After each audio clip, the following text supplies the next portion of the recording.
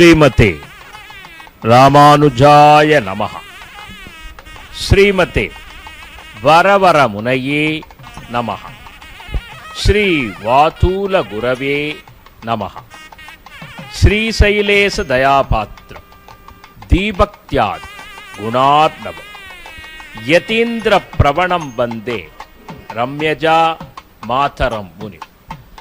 லக்ஷ்மீநாத சமாரம்பா நாதயாமுன பிரணமத்யமா அஸ்மத் ஆச்சார்ய பர்யந்தா வந்தே குரு பரம்பரா. ஸ்ரீ செண்டும் கையும் செங்கமலத்தாயார் துணை, கோலும் கையும் கோபாலனே துணை.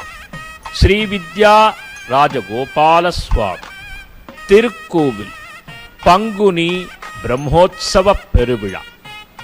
பிரம்மோத்சவத்திலே இரண்டாம் திருநாளாக அமைகின்றது புன்னை மர வாகனம்.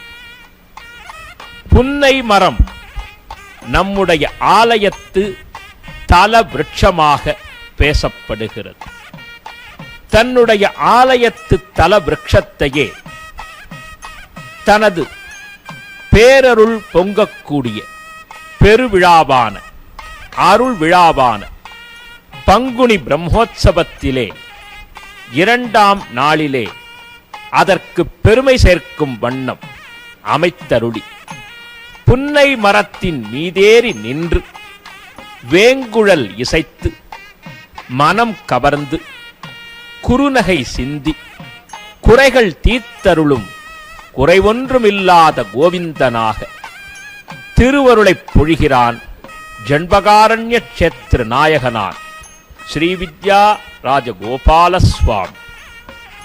நாம் காணக்கூடிய காட்சியிலே அவன் அற்புதமாக வேங்குழல் இசைக்குமா போலே நானாவர்ண மலர் மாலைகளை சூட்டிக்கொண்டு மிக ஏற்றம் செறிந்த வகையிலே அதி அற்புதமான விசேஷம் செறிந்த ஆபரணங்களை தன் திருமேனியில் கொண்டவனாக மிக நுட்பமான வகையிலே தன்னுடைய திருவடிகளை ஒய்யாரமாக சாய்த்து நின்றபடி இந்த திருவடியை பற்றுங்கோள் என்று சொல்லாமல் சொல்லி மிக ஏற்றம் செறிந்த கிருஷ்ணாவதாரத்தின் மகிமைதனை கோபிலய முனிவர்கள் உணர்ந்து உள்ளம் களித்த வண்ணம் அவர்களுக்கு காண்பித்தருளியதான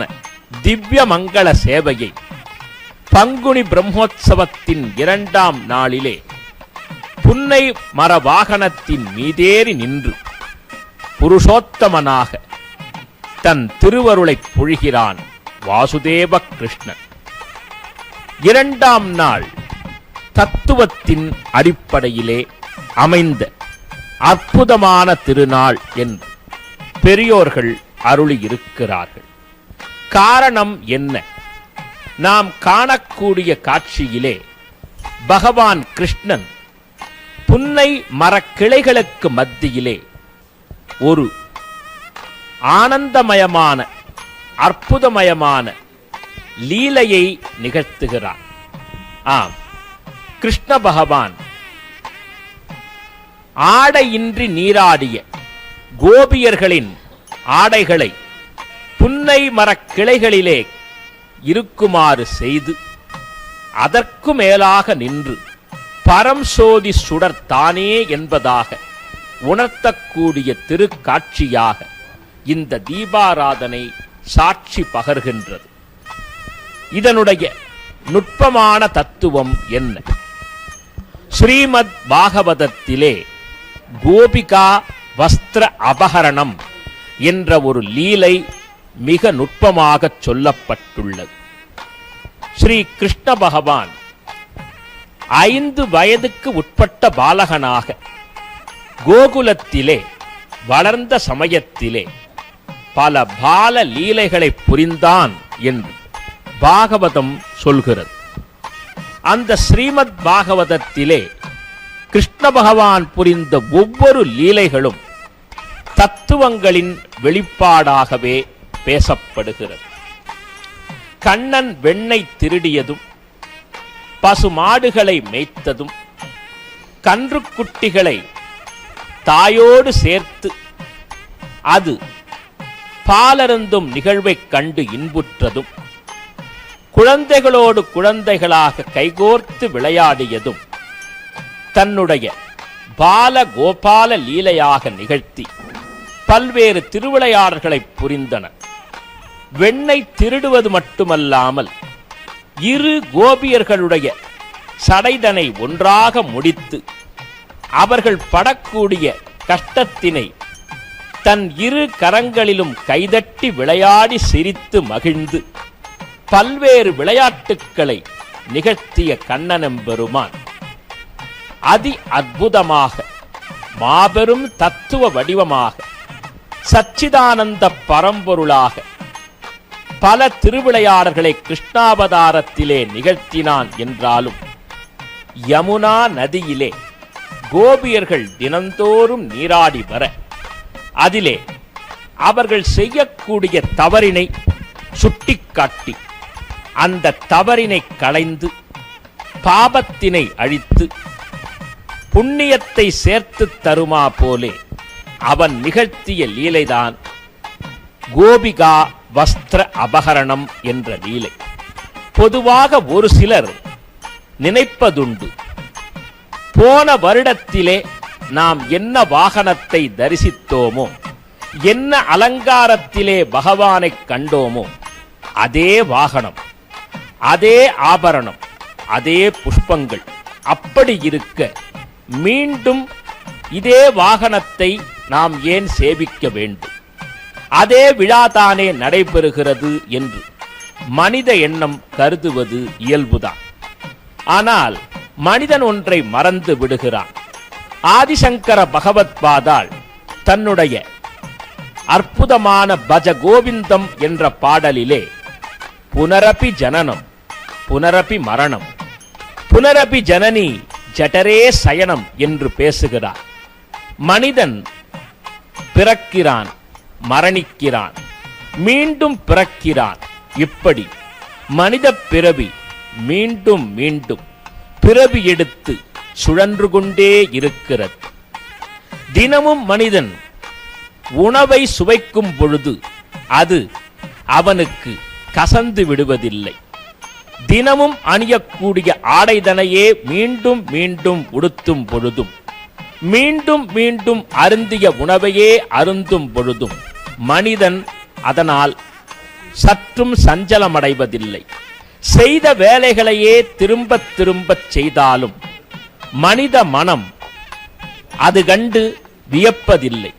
ஆனால் பக்தி என்று வரும் பொழுது இது போன்ற விழாக்களிலே கிருஷ்ண பகவானை நாம் காணும் பொழுது சலிப்பு வராமல் இருக்க வேண்டியது முக்கியமான விஷயமாகும். காரணம், வருடம் முழுவதும் நாம் அறிந்தும் அறியாமலும் கர்ம வினைகளால் பல பாபங்களை செய்ய நேரிடுகிறது. அந்த பாபங்களுக்கெல்லாம் பிராயஷ்சித்தமாக, பரிகாரமாக பகவானை நாடிச் சென்று அவன் திருவருளை தேடிச் சென்று அவனை நோக்கி ஓடிச் சென்று அவன் தாழ் பணிந்து வர நமது கர்ம வினைகள் காணாமல் போகும். எனவேதான் வருடந்தோறும் திருவிழாக்கள் நடத்தப்படுகின்றன. அதே போன்றதொரு நிகழ்விலே சிறப்பு மிகுந்த பிரம்மோற்சவத்திலே 2ஆம் திருநாளிலே புன்னை மர வாகனத்திலே புன்னகை சிந்தி குழலிசைத்து மிக நுட்பமான வகையிலே கோபியர்களோடு கோபியர் கொஞ்சும் ரமணனாக கோபாலனாக இதோ அன்று துவாபர யுகத்திலே யமுனா நதியிலே கிருஷ்ணன் எப்படி அதிகாலையிலே கோபியர்கள் ஆடையின்றி நீராடிய பொழுது அவர்களது தவறினை சுட்டிக்காட்டி அவர்களுக்கு ஞான தெளிவினை புகட்டி அருளி அவர்கள் எப்படி சம்சார சாகரமான அந்த நிலையிலிருந்து விடுபட்டு பேரின்ப பெருவொளியான பகவானோடு கலந்தார்களோ அதை உணர்த்துவதாகவே இந்த காட்சியை நாம் ஏற்றுக்கொள்ளுதல் அவசியமாகும். பாம்பணி ஆறே காவிரி ஆறாக புறப்பட்டு வர இது யமுனா நதியோ என்று வியக்க, கோபியர்கள் அந்த நதியில் பகவானை கண்டு தரிசிக்க, புன்னை மரத்திலே கண்ணன் நின்று ஞான அமுதமான இசைமழை பொழிய, அதிலே தெளிவு பெற்ற கோபியர்கள் ஸ்ரீமன் நாராயண சரணௌ சரணம் பிரபத்யே ஸ்ரீமதே நாராயணாய நமஹா என்று சொல்லி அவன் திருவடி பற்றி பேரின்ப நிலை எய்தினார்கள். இது துவாபர யுகத்தில் நிகழ்ந்த ஒன்று. இதே நிகழ்வைத்தான் கிருஷ்ண பகவான் கலியுகத்திலும் நம்முடைய குறைகள் தீர, கவலைகள் மாற, நன்னிலை பெருக கிருஷ்ண பகவான் அற்புதமாக இந்த திருவிளையாட்டினை நிகழ்த்துகிறார். மனிதன் ஆசைகளால் அலைக்கழிக்கப்படுபவர். அந்த ஆசைகள்தான் மனித பிறவி ஏற்பட காரணமாகிறது. அவ்வாறு மனித பிறவி எடுக்கும் பொழுதே கர்மங்களுக்கு உரியவனாகிறான் மனிதன். இதை முன்னிட்டுத்தான் வாசுதேவ கிருஷ்ணன் இந்த நிகழ்வினை எடுத்தியம்புகிறான். கோபிகைகள் யமுனா நதியிலே ஆடையின்றி நீராடின. அது பாபம் என்று உணர்த்துவதற்காகவும், நீர்நிலைகள் தெய்வங்களுக்கு சமமானவை.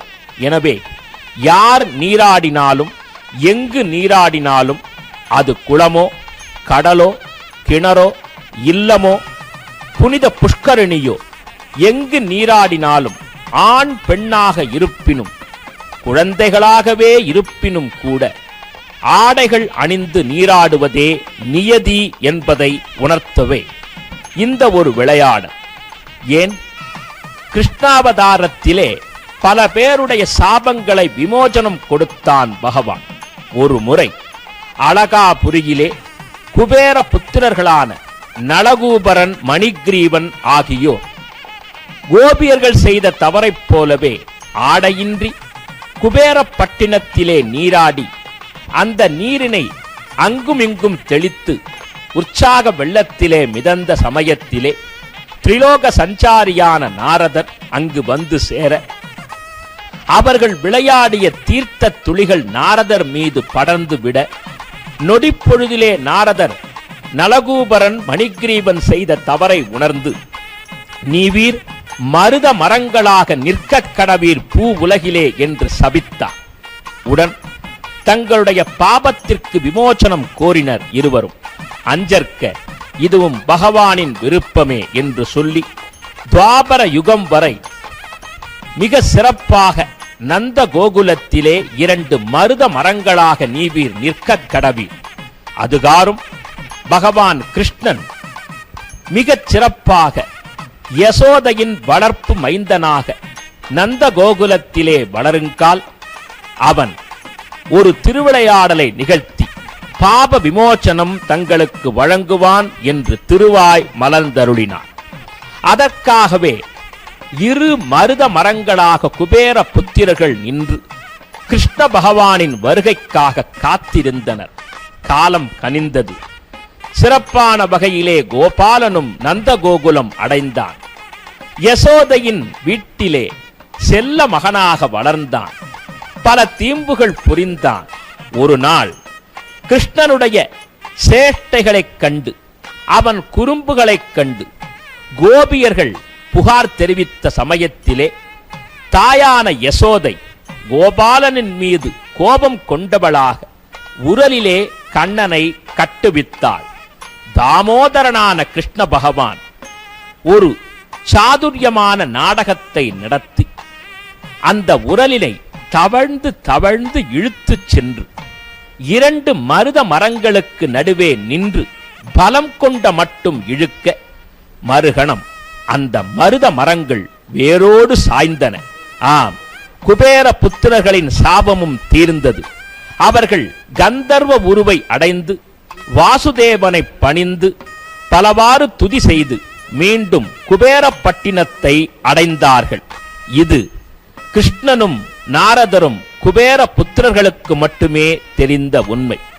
எனவே அன்று குபேர புத்திரர்களுக்கு மிக அற்புதமான லீலை வழங்கிய பகவான் அதற்கு அடுத்ததாக அதை போன்ற ஒரு தவறைச் செய்த யமுனா நதியிலே ஆடையின்றி நீராடிய கோபிகைகளுக்கு ஞான தெளிவை புகட்டினான். இதுதான் இந்த சிறப்பு மிகுந்த வாகனத்தின் மையமான நுட்பமான செய்தியாகவே விளங்குகிறது.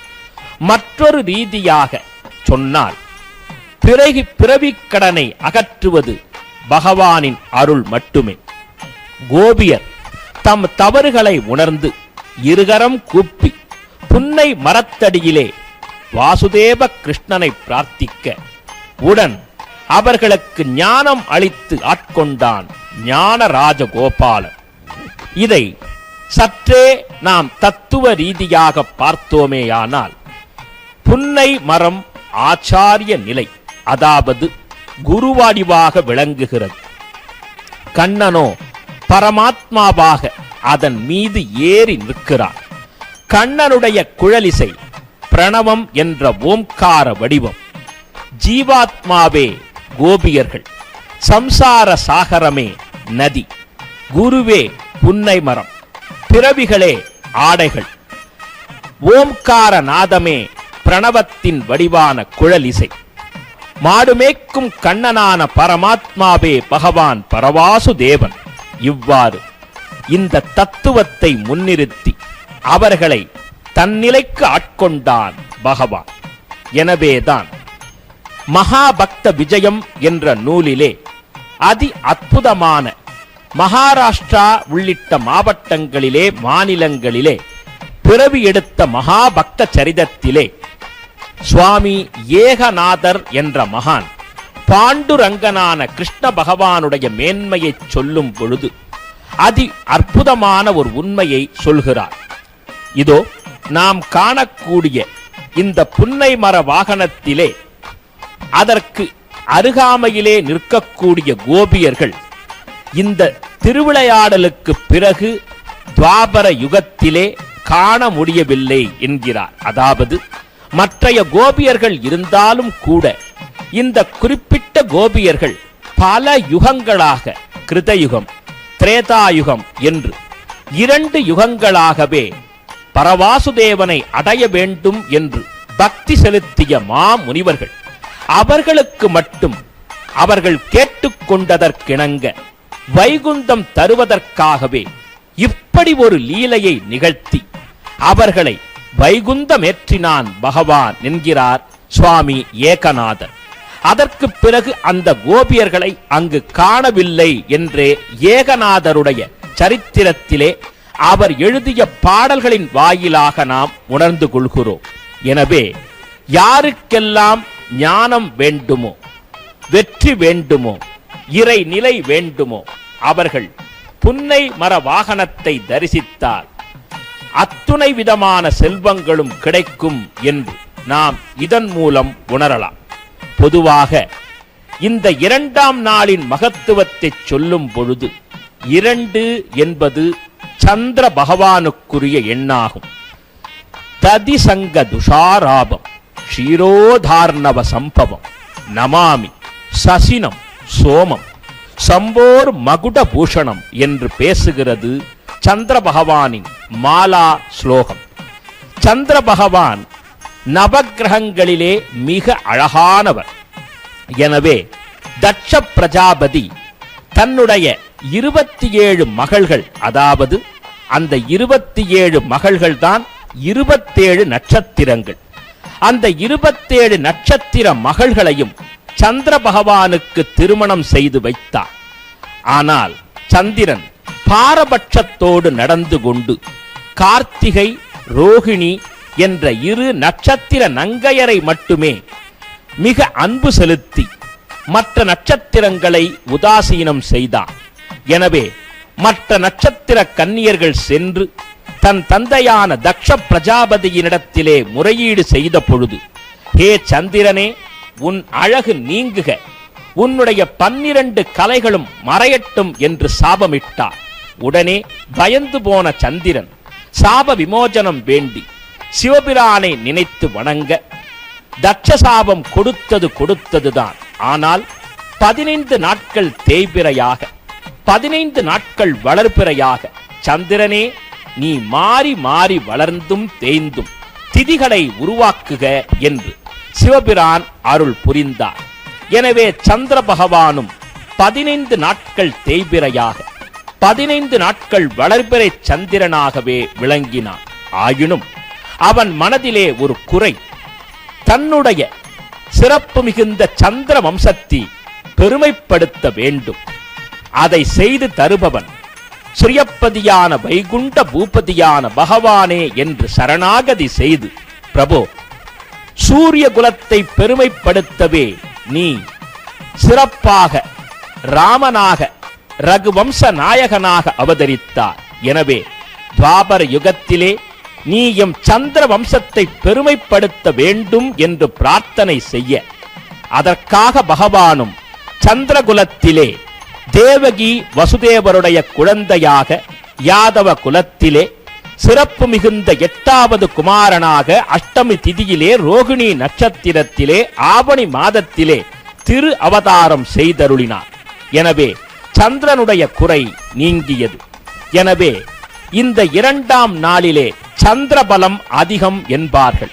எனவே புன்னை வாகனத்தை 2ஆம் நாளிலே நாம் சேவித்தால், ஒருவருடைய ஜாதகத்திலே 6, 8, 12 ஆகிய கட்டங்களிலே சந்திரன் இருந்தால் அது மறைந்து நிற்கும் பாவம். சந்திரன் மறைந்தால் அவர்களுக்கு மன உறுதி இழந்து தவிப்பர். மனதிலே தேவையில்லாத சோகம் குடிகொள்ளும். மனத்தெளிவு இருக்காது. எனவே இந்த 2ஆம் நாளான பிரம்மோற்சவத்திலே புன்னை மர வாகனத்திலே குழலூதும் கண்ணனை சேவித்தால் சந்திர தசை பலம் பெறும், சந்திர தோஷம் அகலும்.